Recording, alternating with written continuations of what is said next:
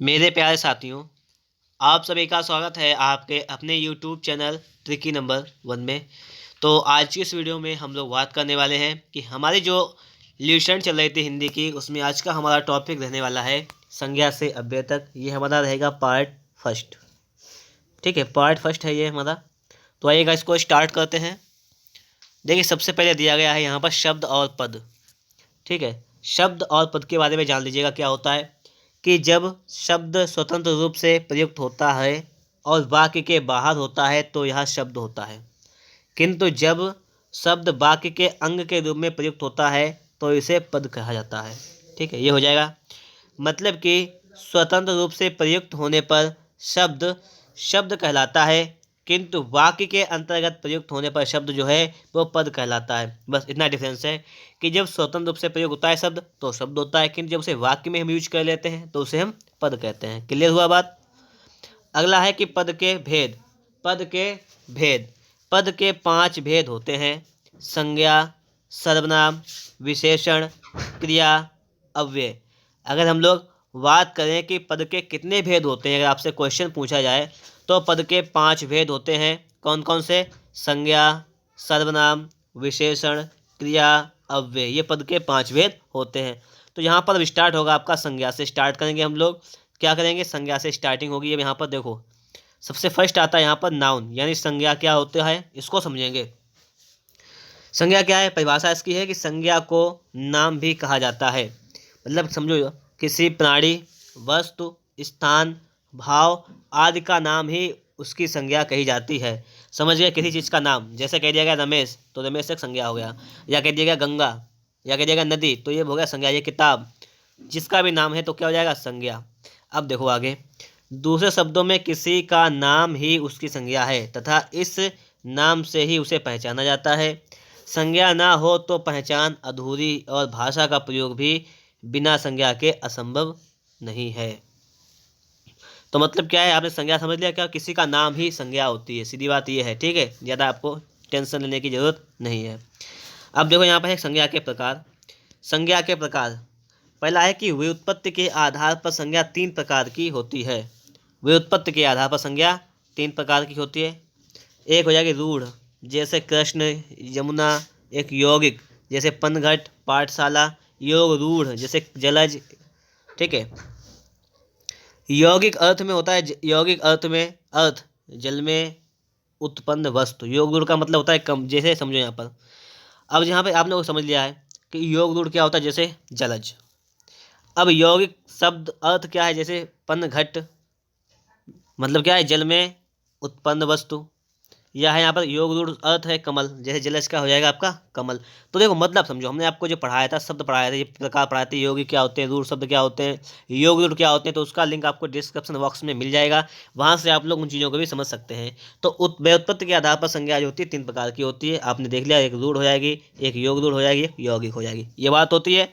लेकिन आपसे पूछता है कि अर्थ की दृष्टि से संज्ञा कितने प्रकार की होती है। क्वेश्चन आता है अर्थ वाला कि अर्थ की दृष्टि से संज्ञा ये होती है 5 प्रकार की होती है। नाम, व्यक्तिवाचक संज्ञा, जातिवाचक संज्ञा, द्रव्यवाचक संज्ञा, समूहवाचक संज्ञा और भाववाचक संज्ञा। पढ़ा होगा आप लोगों ने proper noun, collective noun, abstract noun, ये पढ़ा है, मटेरियल नाउन। ठीक है, तो बस वही चीज़ें होती हैं ये। आगे देखेंगे हम लोग, तो पहली आती है आपकी व्यक्तिवाचक संज्ञा, प्रॉपर नाउन, कि जो किसी व्यक्ति, स्थान या वस्तु का बोध कराती है। व्यक्तिवाचक संज्ञा किसे कहते हैं? जो किसी व्यक्ति, स्थान या वस्तु का बोध कराती है। जैसे राम, नाम का हो गया नाम, गंगा एक नदी का नाम, पटना एक राज्य में एक जगह हो गई, पटना एक जगह हो गई। तो जो किसी व्यक्ति, स्थान, वस्तु का बोध कराती है उसे क्या कहते हैं? व्यक्तिवाचक संज्ञा कहते हैं। अब हम लोग देखेंगे, अगला आपका है यहाँ पर, ये समझिएगा, जातिवाचक संज्ञा क्या होती है, कि जो संज्ञा किसी जाति का बोध कराती है वह जातिवाचक संज्ञा कही जाती है। जैसे कॉमन नाउन, जैसे नदी, पर्वत, लड़की आदि। नदी जो है जातिवाचक संज्ञा है, क्योंकि यह सभी नदियों का एक बोध कराती है। किंतु अगर इसमें गंगा एक विशेष नदी का नाम है, इसलिए गंगा व्यक्तिवाचक संज्ञा है। मतलब ये बात समझो कि जैसे उन्होंने कह दिया लड़के, तो लड़के सभी आ जाते हैं कॉमन। अगर नाम ले लिया कि रामू, तो एक विशेष नाम हो गया, वो हो जाएगा आपका व्यक्तिवाचक संज्ञा। या जैसे नदी कह दिया तो नदी कॉमन चीज़ है, नदी गंगा, यमुना, सरस्वती, या कावेरी, कृष्णा, ये कोई भी हो सकती है। कोई नाम लेके कहे, नाम ले तो हो जाएगा आपका व्यक्तिवाचक संज्ञा, और जब नाम ना ले, पता ना लगे, तो हो जाएगी आपकी जातिवाचक संज्ञा। अब जैसे अगला है आपका द्रव्यवाचक संज्ञा, मटेरियल नाउन क्या होता है ये भी समझो, कि जिस संज्ञा शब्द से उस सामग्री या पदार्थ का बोध होता है जिससे कोई वस्तु बनी होती है, जैसे ठोस पदार्थ, जैसे होता है आपका सोना, चांदी, तांबा, लोहा, ऊन आदि हो जाएगा। द्रव्य पदार्थ तेल, पानी, घी, दही, और गैसीय पदार्थ धुआं, ऑक्सीजन आदि, तो ये हो जाएगी द्रव्यवाचक। मटेरियल पदार्थ है ना, सोना, चांदी, तांबा, लोहा, तो इस चीज़ क्या हो जाएगी आपकी, ये मटेरियल नाउन हो जाएगी, द्रव्यवाचक संज्ञा। अब देखो आपके सामने आगे लिखा हुआ है, इसको समझो कि समूहवाचक संज्ञा क्या होती है, कलेक्टिव नाउन, समूह मतलब झुंड, ग्रुप। जानते हो कि जो संज्ञा शब्द किसी एक व्यक्ति का वाचक न होकर समूह या समुदाय के वाचक हैं, जैसे वर्ग, टीम, टीम में लोग होते हैं ज़्यादा, सभा लोग होते हैं, समिति होती है, आयोग बनता है, लोग होते हैं, परिवार में ज़्यादा लोग होते हैं, पुलिस, ठीक है, समूह होता है, एक सेना का समूह होता है, अधिकारी, कर्मचारी, ताश की पूरी गड्डी होती है, टी शर्ट, ऑर्केस्ट्रा, मतलब ज़्यादा जब समूह होता है, समुदाय की बात होती है, तो वहाँ पर समूहवाचक संज्ञा हो जाएगी। ये बात आप जानते हैं। आगे देखो लिखा हुआ भाववाचक संज्ञा, ये क्या होता है कि किसी भाव, गुण, दशा आदि का ज्ञान कराने वाले शब्द भाववाचक संज्ञा होते हैं। किसका, किसी भाव, गुण, दशा आदि का ज्ञान कराने वाले शब्द, जैसे क्रोध है, मिठास, यौवन, कालिमा, ये शब्द हो जाएंगे। भाववाचक संज्ञाओं का निर्माण जातिवाचक संज्ञा, सर्वनाम, विशेषण, क्रिया, अव्यय में क्या किया जाता है, आव, तो, पन, अन्न, इमा, ई, ता, हट आदि प्रत्यय जोड़कर किया जाता है। अब जैसे भाववाचक संज्ञा है, उसका अगर निर्माण करना है तो कोई जातिवाचक संज्ञा मिल गई हमें, ठीक है, तो उसमें भी इसका निर्माण करते हैं। संज्ञा मिल गया, सर्वनाम, उसको सर्वनाम मिल गया, या विशेषण है, या क्रिया है, या इनमें आव, तो, पन। अब इसका देखिए आपको यहाँ पर इसके आपको एग्जाम्पल भी मिलेंगे, हम इनको एग्जाम्पल को भी समझेंगे। अब जैसे इन्होंने क्या किया है, भाववाचक संज्ञा का निर्माण किया है, जैसे पुरुष है आपकी जातिवाचक संज्ञा, तो लगा दिया तो हो जाएगी पुरुषत्व, ये हो जाएगी आपकी भाववाचक संज्ञा। नारी लिखा हुआ है, नारी में आधा तो लगा दिया तो हो जाएगा नारीत्व, या गुरु लिखा हुआ है तो गुरु में तो लगा दिया तो जाएगा गुरुत्व, तो ये क्या हो जाएगी आपकी भाववाचक संज्ञा, इससे जातिवाचक संज्ञा से भाववाचक संज्ञा बन गई। या जैसे लिखा हुआ है अपना, ये सर्वनाम है तो अपना में तो लगा दिया तो हो जाएगा अपनत्व, या मम, ममत्व, निज, निजत्व, तो आपका ये क्या हो जाएगा, आपका ये हो जाएगा भाववाचक संज्ञा। अगर हम लोग विशेषण से बात करें, जैसे आपका अगर विशेषण जैसे लिखा हुआ है सुंदर, तो सुंदर में ता लगा दिया तो क्या हो जाएगा सुंदरता, ये भाववाचक हो जाएगा सौंदर्य। वीर, तो वीर का वीरता या वीरत्व, या धीर, धीर का धीरता या धैर्य, तो ये भाववाचक संज्ञा इस प्रकार से बन जाती है विशेषण से। अगर हम लोग क्रिया से बात करें, जैसे लिखा हुआ है घबराना, तो घबराना से क्या बनता है घबराहट, आहट लगा दिया, थकना से थकान, ये हो जाएगी भाववाचक संज्ञा, ये भाववाचक संज्ञा हो जाएगी। या दूर लिखा हुआ है अव्यय है तो दूर से दूरी, निकट से निकटता, तो ये हो जाएगी आपकी भाववाचक संज्ञा। क्लियर हुई बात। जैसे लिखा है ललित, तो ललित से लिख दिया लालित्य, ललित से लालित, या लाल से लिख लिया लालिमा, भोला से लिख दिया भोलापन, तो ये चीज़ें क्या हो जाएंगी, ये चीज़ें हो जाएंगी आपकी भाववाचक संज्ञा।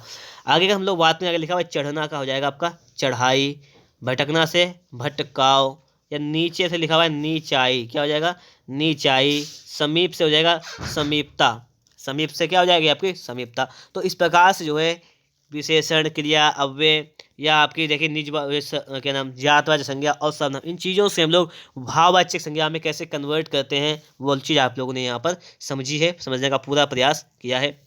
अब देखेंगे हम लोग आगे संज्ञा के विशिष्ट प्रयोग, इनको देखिएगा। नंबर 1 है व्यक्तिवाचक संज्ञा का जातिवाचक संज्ञा के रूप में प्रयोग होता है, कब होता है, देखो ये चीज़ समझना है, इंपॉर्टेंट चीज़ें हैं, इसको समझिएगा कि व्यक्तिवाचक संज्ञा का जातिवाचक संज्ञा के रूप में प्रयोग कब होता है, ये समझो कि कभी कभी व्यक्तिवाचक संज्ञा का प्रयोग जातिवाचक संज्ञा के रूप में होता है। जैसे समझो, जैसे लिखा हुआ है आपके सामने एग्जाम्पल कि आज के युग में भी हरिश्चंद्रों की कमी नहीं है, आज के युग में भी हरिश्चंद्रों की कमी नहीं है, मतलब हरिश्चंद्र जो है किसी व्यक्ति का नाम ना होकर सत्य, ये हो जाएगा यहाँ पर सत्यनिष्ठ व्यक्तियों की जात का बोध होता है। मतलब क्या, हरिश्चंद्रों की कमी नहीं, मतलब आज भी यहाँ पर सत्य लोगों की कमी, सत्य बोलने वाले लोगों की कमी नहीं है, तो हरिश्चंद्र क्या है, एक जाति का बोध कर रहा है, तो ये जातिवाचक संज्ञा हो जाएगा। अब जैसे लिखा हुआ है यहाँ पर, ये समझो अगला कि देश को हानि जयचंदों से होती है। अब यहाँ पर जयचंदों से होती है, इसका मतलब क्या है कि जयचंद किसी व्यक्ति का नाम न होकर विश्वासघाती व्यक्तियों की जाति का बोधक है। जयचंद्र का यूज यहाँ पे किस लिए किया गया है? विश्वासघाती व्यक्तियों के लिए यहाँ पे जयचंद्रों का उपयोग किया गया है। तो यहाँ पर एक जाति के बारे में बताया गया है, तो इसलिए यहाँ पर भी जयचंद्रों की आदेश को हानि जयचंद्रों से होती, इसका मतलब यहाँ पर भी आपका संज्ञा कौन सी हो जाएगी? जातिवाचक संज्ञा। अगला है कि रामचरितमानस हिंदुओं की बाइबिल है, तो ये भी आपकी हो जाएगी यहाँ पर जातिवाचक जातिवाचक संज्ञा हो जाएगी। अब देखो अगला है कि जातिवाचक संज्ञा का व्यक्तिवाचक संज्ञा के रूप में, इसका व्यक्तिवाचक के रूप में यूज कब किया जाता है ये भी सुन लो। जैसे लिख दिया इन्होंने कि कभी कभी जातिवाचक शब्द संज्ञा का प्रयोग व्यक्तिवाचक संज्ञा के रूप में होता है। जैसे इन्होंने यहाँ पे दिया है आपको कि गोस्वामी ने रामचरितमानस की रचना की। यहाँ गोस्वामी किसी जाति का नाम न होकर व्यक्ति यानी गोस्वामी तुलसीदास का बोध है। तो समझिए यहाँ पर कि गोस्वामी जी ने रामचरितमानस की रचना की, तो देखने में तो ये जात लग रही है, लेकिन जातिवाचक नहीं यहाँ पर, क्योंकि यहाँ पर गोस्वामी जो है एक नाम है, गोस्वामी तुलसीदास, इसलिए ये चीज़ ठीक है। तो ये व्यक्तिवाचक संज्ञा हो जाएगी।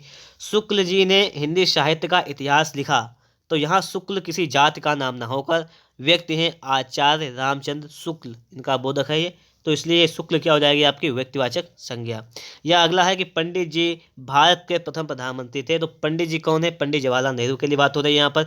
तो सिर्फ एक व्यक्ति की जब बात होती है तो वहाँ पर होता है आपका व्यक्तिवाचक, ठीक है। और जब बात होती है इस समूह की तो वहाँ पे क्या होता है आपका? तो वहाँ पे होता है आपका जातिवाचक। मतलब जब हम बात करें कि एक ग्रुप की बात कर लें, मतलब एक जात की बात करें, सिर्फ एक जात की, तो वहाँ पे होता है जातिवाचक। अगला आपका है कि पद परिचय। इसको देखो क्या होता है कि पद परिचय में वाक्य के प्रत्येक पद को अलग अलग करके उसका व्याकरणिक रूप बताते हुए अन्य पदों से उसका संबंध बताना पड़ता है। इसे पद अन्वय भी कहते हैं, ठीक है। पद परिचय जानने क्या होता है कि पद परिचय में क्या है कि वाक्य के प्रत्येक पद को अलग अलग करके उसका व्याकरणिक स्वरूप बताते हुए अन्य पदों से उसका संबंध बताना पड़ता है। इसे पद अन्वय भी कहा जाता है। ये बात हुई क्लियर। आगे आपका लिखा हुआ है कि पद संज्ञा का पद परिचय देखिएगा कि वाक्य में प्रयुक्त शब्दों का पद परिचय देते समय संज्ञा, उसका भेद, लिंग, वचन, कारक एवं अन्य पदों से उसका संबंध बताना चाहिए। जैसे देखो समझो, जैसे लिखा हुआ है कि राम ने रावण को बाण से मारा, ये लिखा हुआ है। अब देखना आप लोग, अब संबंध इसे क्या कहते हैं? यहाँ पर है आपका संज्ञा का पद परिचय, इसका परिचय देना है। देखो जैसे तो यहाँ पर राम की बात कर रहा है, तो राम क्या है? राम संज्ञा है, एक नाम है। कौन सी संज्ञा है? ये व्यक्तिवाचक संज्ञा है, ये पुल्लिंग है, ये राम एक वचन है, ये कर्ता कारक है, ठीक है। आगे है कि मारा क्या है? क्रिया का कर्ता, मारा जो है क्रिया का कर्ता। अब देखो मतलब क्या है, अगर हम लोग बात करें कि राम ने काम क्या किया है, तो क्रिया की है राम ने मारा, मारने का, तो ये हो जाएगा आपका। तो आपने यहाँ पर समझा कि राम को हमने क्या क्या चीज़ बताया है, तो वही यहाँ पे कह रहा था कि संज्ञा का पद परिचय में कह रहा था आपसे कि वाक्य में प्रयुक्त शब्दों का पद परिचय देते समय संज्ञा, उसका भेद, लिंग, वचन, कारक एवं अन्य पदों से उसका संबंध बताना चाहिए। ये हो जाएगा आपका यहाँ पर। अगर हम लोग आगे देखें तो आगे लिखा हुआ है रावण, क्या लिखा हुआ है? जैसे रावण इसी में लिखा हुआ था, राम ने रावण को, तो रावण क्या है? तो रावण भी एक संज्ञा है, व्यक्तिवाचक संज्ञा है, पुल्लिंग है, एक वचन है, कर्म कारक है, ये पता है आपको, हमारा क्रिया का कर्म है। अगर हम आगे देखें वाण लिखा हुआ है, तो वाण क्या है? तो एक संज्ञा है, जातिवाचक, पुल्लिंग है, एक वचन है, कर्ण कारक है, वाण से, कहता है कर्म को कर्ण से, कारक चिन्ह है ना, ये तुम्हारा क्रिया का साधन, ये क्रिया का साधन हो जाएगा यहाँ पर। आगे लिखा हुआ है कि एक संज्ञा का रूप परिवर्तन लिंग, वचन, कारक के अनुप्रयोग के अनुरूप होता है, अतः इन पर भी विचार करना आवश्यक है। संज्ञा का जो रूप परिवर्तन है वो लिंग, वचन, कारक के अनुरूप होता है, तो हम तीनों पर बात करेंगे। तो लिंग, वचन, कारक पर भी हमें यहाँ पर बात करनी है। अब देखो आप लोग लिंग के बारे में समझेंगे, जेंडर, इसको समझो आप लोग कि लिंग शब्द का अर्थ है चिन्ह। क्या अर्थ होता है? लिंग का मतलब क्या होता है? चिन्ह। शब्द के जिस रूप से यह जाना जाए कि वर्णित वस्तु या व्यक्ति पुरुष जाति का है या स्त्री जाति का, तो उसे लिंग कहते हैं। मतलब ये चीज़ पता लग जाए कि ये पुरुष जाति का है या स्त्री जाति का, तो क्या कहलाता है? लिंग। लिंग के द्वारा संज्ञा, सर्वनाम, विशेषण आदि शब्दों की जाति का बोध होता है। किसके द्वारा होता है? लिंग के द्वारा संज्ञा का पता लगता है, सर्वनाम का पता लगता है, विशेषण का भी पता लगता है। अगर हम लोग आगे देखें तो हिंदी में दो लिंग हैं, एक होता है आपका पुल्लिंग, एक होता है आपका स्त्रीलिंग, ठीक है। पुल्लिंग का संधि विच्छेद होता है पुम प्लस लिंग। पुल्लिंग का क्या होता है? पुम धन लिंग। पुम प्लस लिंग में माँ का अनुस्वर हो जाता है, अतः पुल्लिंग लिखना चाहिए। क्या लिखना चाहिए? पुल्लिंग लिखना चाहिए, ये होता है। अगर हम लोग आगे बात करें, अगला लिखा हुआ है कि हिंदी में लिंग निर्धारण, इसके लिए निम्न आधार ग्रहण किए जाते हैं। नंबर 1 हो जाएगा रूप के आधार पर, प्रयोग के आधार पर और अर्थ के आधार पर। हिंदी में जो है लिंग का निर्धारण 3 प्रकार से होता है। किन किन के आधार पर? रूप के आधार पर, प्रयोग के आधार पर, अर्थ के आधार पर। अब देखो रूप के आधार पर क्या है, इसको भी समझना जरूरी है। रूप के आधार पर है कि रूप के आधार पर लिंग निर्णय का तात्पर्य है शब्द की व्याकरणिक बनावट, शब्द की रचना में किन प्रत्ययों का प्रयोग हुआ तथा शब्दांत में कौन सा स्वर है, इसे आधार बनाकर शब्द के लिंग का निर्धारण किया जाता है। बात समझने वाली यहाँ पर यह है कि रूप के आधार पर क्या मतलब है। यहाँ पर ये समझो कि रूप के आधार पर लिंग निर्णय का तात्पर्य क्या है कि शब्द की व्याकरणिक बनावट क्या है, शब्द की व्याकरणिक बनावट ये है। शब्द की रचना में किन प्रत्ययों का प्रयोग हुआ, ये समझो उसको। तो शब्दांत में कौन सा स्वर है, इसे आधार बनाकर शब्द के लिंग का निर्धारण किया जाता है। लास्ट में कौन सा स्वर आ रहा है, इस प्रकार से। जैसे आपका यहाँ पर देखो लिखा हुआ है पुल्लिंग शब्द, ये देखो लिखा हुआ है यहाँ पर कि अकारांत आकारांत शब्द प्रायः पुल्लिंग होते हैं। जैसे राम, सूर्य, क्रोध, समुद्र, चीता, घोड़ा, कपड़ा, घड़ा आदि कैसे हैं? पुल्लिंग। अगला लिखा हुआ कि वे भाववाचक संज्ञाएं जिनके अंत में तो व या होता है वे प्रायः पुल्लिंग होती हैं। ये भी पुल्लिंग होती हैं जब क्या होता है? तो व या। जैसे गुरुत्व, गौरव, शौर्य, ये क्या हो जाएंगे आपकी? पुल्लिंग हो जाएंगी।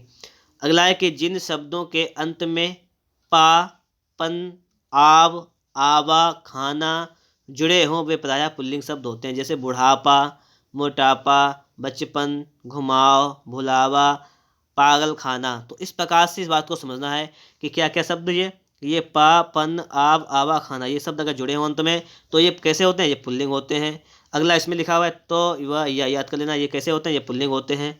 ठीक है। और अकारांत और आकारांत शब्द भी पुल्लिंग होते हैं, तो ये पुल्लिंग शब्द आपके यहाँ पर हो जाएंगे। आगे हम बात करें तो लिखा हुआ है स्त्रीलिंग शब्द। क्या लिखा हुआ है आपका? स्त्रीलिंग शब्द लिखा हुआ है, इसको समझो आप लोग। आकारांत शब्द स्त्रीलिंग होते हैं, जैसे लाता, रमा, ममता। इकारांत शब्द भी प्रायः स्त्रीलिंग होते हैं, जैसे रीति, तिथि, हान। किंतु इसके अपवाद भी है, कवि, कपि, रवि, ये पुल्लिंग है। इसमें देखो एक अपवाद भी है आपका। अगर हम बात करें तिथि, तारीख, तारीख क्या आपकी है? स्त्रीलिंग है। ठीक है, हान स्त्रीलिंग। किंतु कवि की बात करें तो कवि आपका कवि हो जाएगा, कपि हो जाएगा, रवि, ये सब पुल्लिंग है।